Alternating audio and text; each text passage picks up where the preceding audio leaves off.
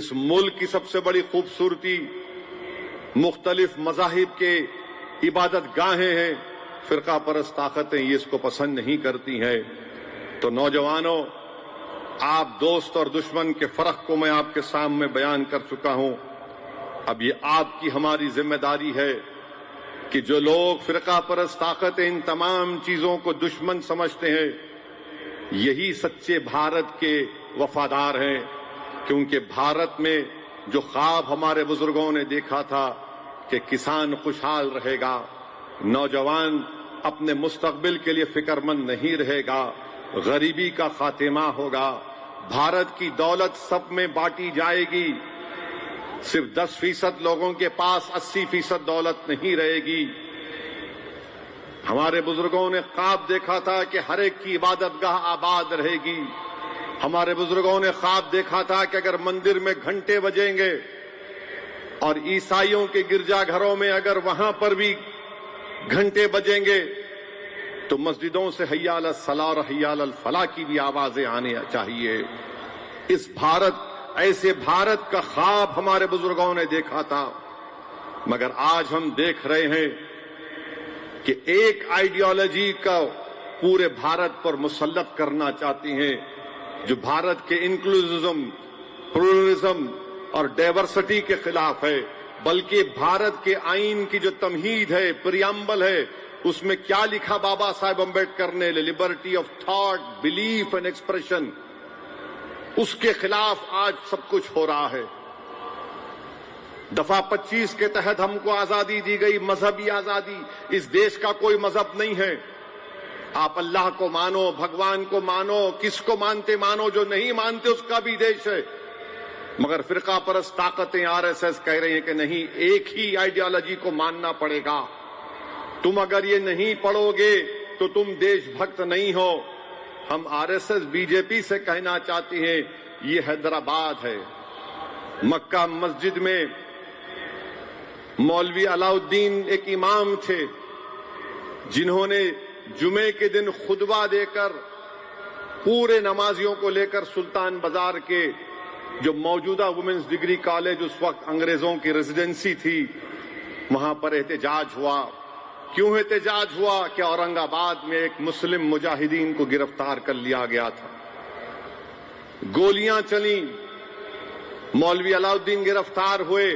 کالا پانی کا پہلا مجرم حیدرآباد کا امام تھا، مکہ مسجد کا.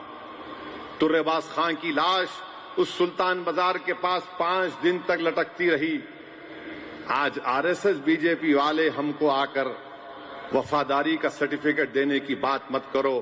تم بتاؤ تمہارے کتنے انگریزوں میں کی لڑائی میں مارے گئے؟ ایک بھی نہیں مرا ان کا، ایک بھی نہیں مرا ان کا. ایک ہے تو نام بتاؤ. نام نہیں بتا سکتے تو بولتے نہیں یہ بھی ہمارا، وہ بھی ہمارا. یہ ہماری داستان ہے، حقائق ہیں. آج آپ آ کر ہم کو بول رہے ہیں کہ تم یہ نہیں پڑھتے. ارے بابو، کیا پڑھنا نہیں پڑھنا ہم کو معلوم. اس دیش کی آزادی میں اگر مسلمانوں نے حصہ لیا، اگر تم یہ کہو گے کہ یہ پڑھو گے تو دیش بھکت ہو، تو پھر بتاؤ تم یوسف مہر علی جہاں سے ہمارے ممبئی کے کارپوریٹر آتے ہیں، جس نے گاندھی سے کہا تھا کہ کوئٹ انڈیا کا نعرہ یوسف مہر علی نے دیا تھا، تم اس کو کیا بولو گے؟ نیتاجی سبھاش چندر بوس جرمنی میں سب مرین میں بیٹھ کر جاپان کو آئے تو نیتاجی سبھاش چندر بوس کے ساتھ کوئی RSS کا آدمی تھا یا حیدرآباد کا مسلمان تھا؟ بتاؤ. یہ جو ترنگا ہے، ترنگا کس مسلم خاتون نے بنایا؟ حیدرآباد کی مسلم خاتون نے بنایا. تم بنائے تھے. تم نے تو آرگنائزر میگزین میں لکھا کہ بھارت کے اس ترنگے میں 3 رنگ منحوس ہوتے ہیں. بتاؤ یہ سچ ہے یا جھوٹ ہے؟ بتاؤ. بابا صاحب کے سمویدھان کو، آئین کو تم نے کہا کہ ہم نہیں مانتے، منوسمرتی کو مانتے. جھوٹ ہے یا سچ ہے؟ بتاؤ. آج تم آ کر ہم کو دیش بھکتی بتا رہے ہو. ارے تمہاری زبان سے چین کا نام نہیں نکلتا، تمہاری زبان سے چین کا نام نہیں نکلتا اور تم ہم کو بول رہے ہو. ہماری تاریخ روشن ہے اور انشاءاللہ تعالی آپ کے ظلم اور نفرت کے باوجود بھی ہمارا مستقبل بھی روشن رہے گا انشاءاللہ تعالی. ہم ہمارے بزرگوں کی قربانی کو رائے گاہ جانے نہیں دیں گے.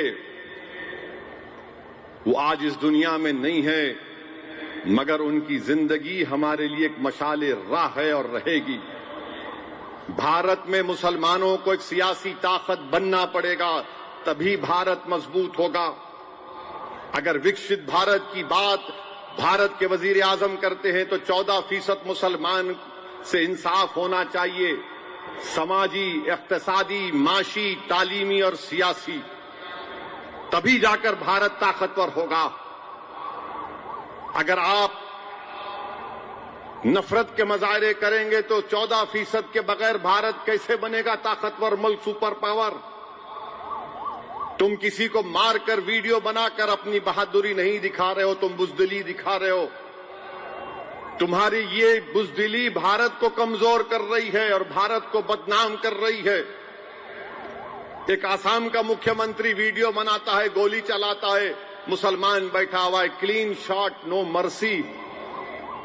ایک مکھیہ منتری اس طرح کا ویڈیو بنائے گا؟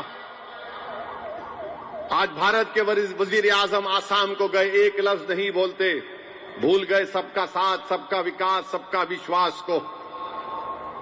میرے عزیز دوستوں اور بزرگوں، ہم کو اور آپ کو مل کر اس ملک کو مضبوط بنانا ہے. ابھی امتیاز جلیل صاحب میرے کو بول رہے تھے کہ مہاراشٹر کے چیف منسٹر نے ٹیپو سلطان پہ کچھ کہہ دیا. ہم مہاراشٹر کے چیف منسٹر کو بول رہے ہیں کہ شاید وہ زیادہ پڑھتے نہیں ہوں گے، وہ واٹس ایپ یونیورسٹی کے PhD ان کے پاس ہوگی. بھارت کا جب پہلا سمویدھان بنایا گیا تھا اس سمویدھان کو بابا صاحب امبیڈکر نے بنایا. جتنے سمویدھان سبھا میں لوگ تھے، نہرو کی سائن، سردار پٹیل کی سائن، بابا صاحب امبیڈکر کی سائن، جتنے اس میں تھے سب نے سائن کیا. پارلیمنٹ کی لائبریری میں آج بھی وہ پہلی سمویدھان کی کتاب ہے. میں امتیاز جلیل کو جب MP تھے پارلیمنٹ کی لائبریری میں لے جا کر دکھایا تھا، ادھر آؤ دیکھو. اور اس پہلی سمویدھان کی کتاب میں اس ملک کی تاریخ میں جو نمایاں شخصیتیں تھیں ان کی تصاویر ہیں. رام، سیتا، لکشمن کی ہے،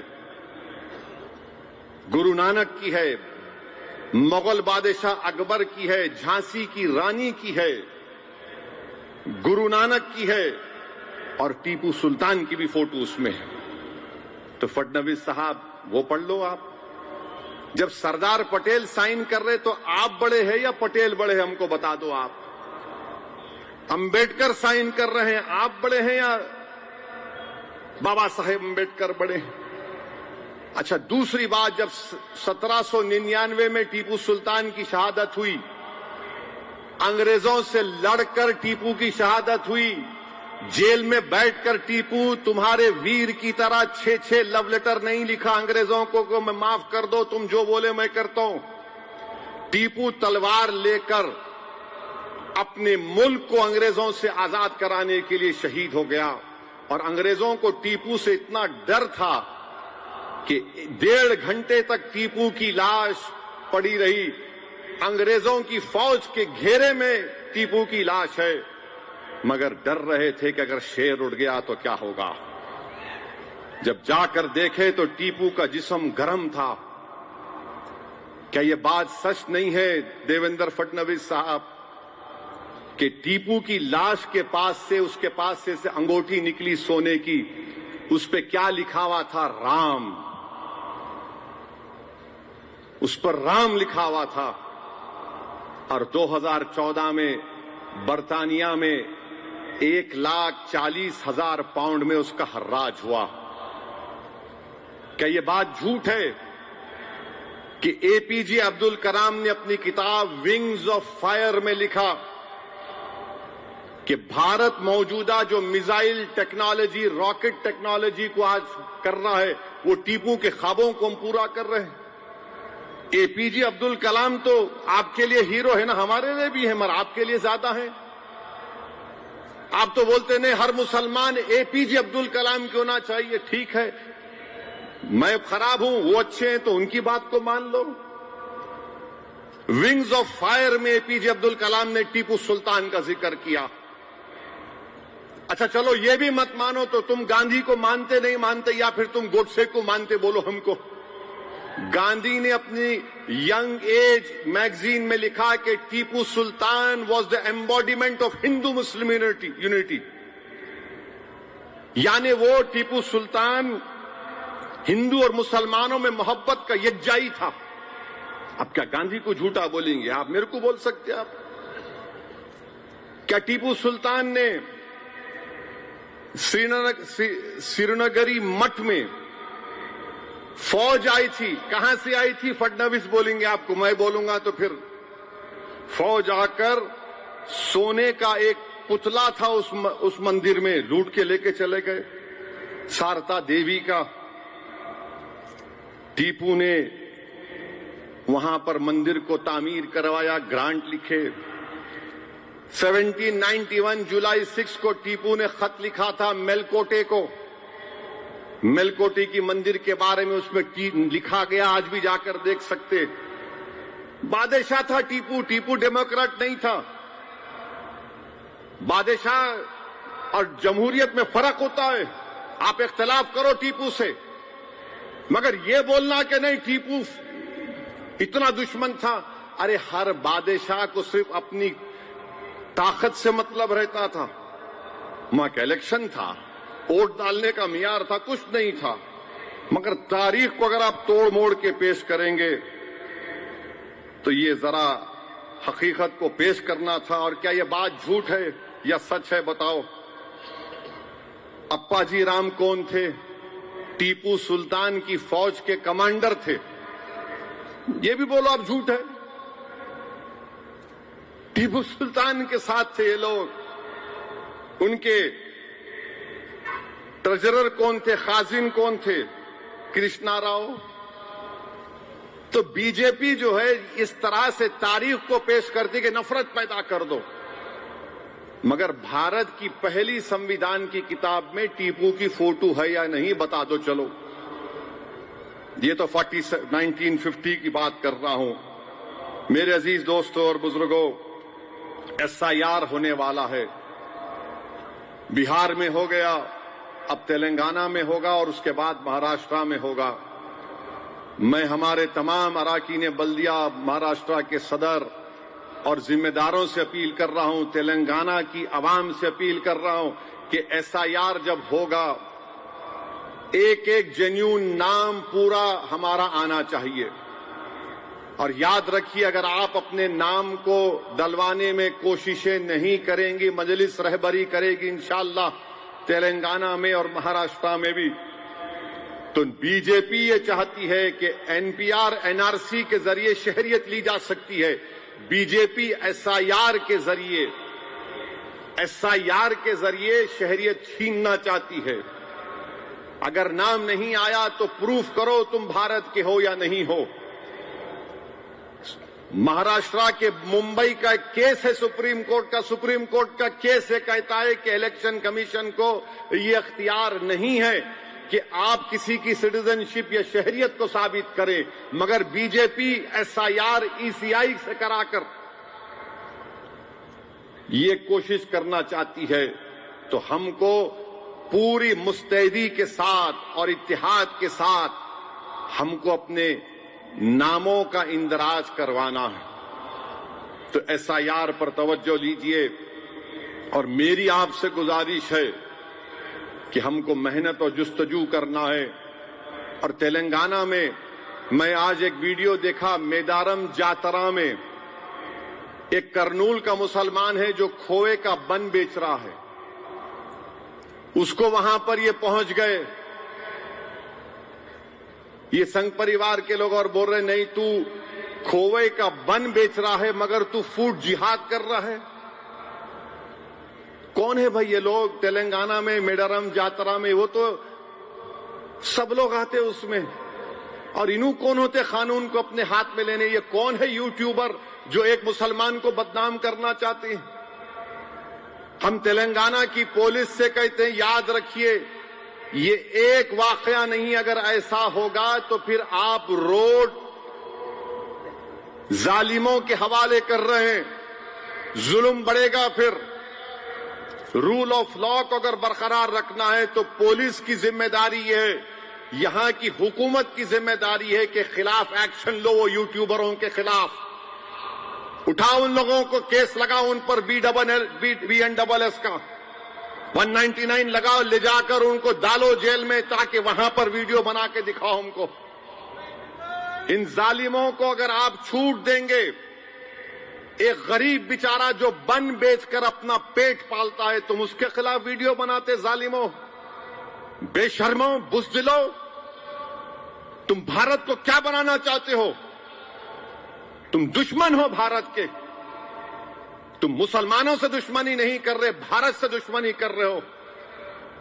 تم غریب کو ختم نہیں برباد کرنا چاہتے ہو۔ وہ بیچارہ بن کھووا بیچ رہا ہے، اس میں فوڈ جہاد۔ ابے تم کو کھانا اچھا نہیں لگا تو تم بلاتے بلدیہ کو، پولیس کو بولتے، کچھ نہیں۔ تم کیا پولیس بن چکے ہو؟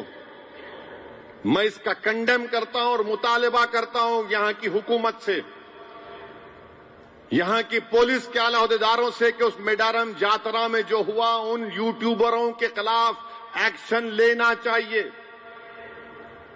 کیا تماشا ہو رہا ہے؟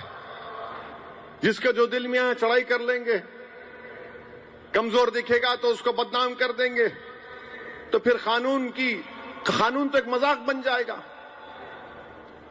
میرے عزیز دوستوں اور بزرگوں، میں بہار کی عوام کا بھی شکر گزار ہوں کہ انہوں نے مجلس کے اراکین اسمبلی کو کامیاب کیا۔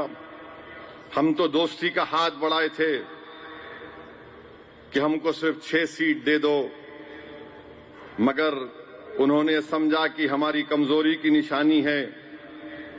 اختر الایمان صاحب نے لکھ کر بھی دیا تھا، نہیں قبول کیے، ٹھیک ہے، مگر ایک بات یاد رکھ لو آپ، الیکشن تو ہم لڑیں گے انشاءاللہ، چاہے کچھ بھی ہو جاؤ۔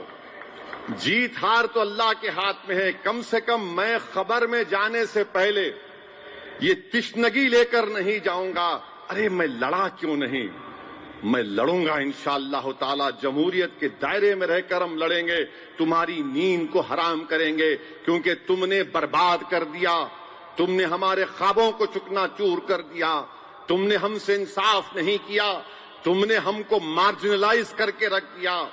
اب وہ زمانہ ختم ہو گیا مارجنلائزیشن کا، اب لڑائی ہوگی حصے داری کی، اب لڑائی ہوگی لیڈرشپ کی، اب لڑائی ہوگی نیتا بنانے کی، اب لڑائی ہوگی مظلوموں سے انصاف کی، اور اسی وقت ہوگا جب ہم چناؤ لڑیں گے۔ مجھے کئی یو پی کے لوگ بولتے رہے صاحب کتنے لڑ رہے یو پی میں بولا آپ کو کیوں فکر، بولے نہیں کم لڑو۔ میں بولا کم اور بڑھ کے کا سوال نہیں ہے، ہم لڑیں گے تو جیتیں گے نا۔ ملا آپ لڑکے کیا بی جے پی کو روک پائے؟ 17 ہار گئے، 19 ہار گئے، 22 ہار گئے، آپ میرے کو بول رہے کم لڑو۔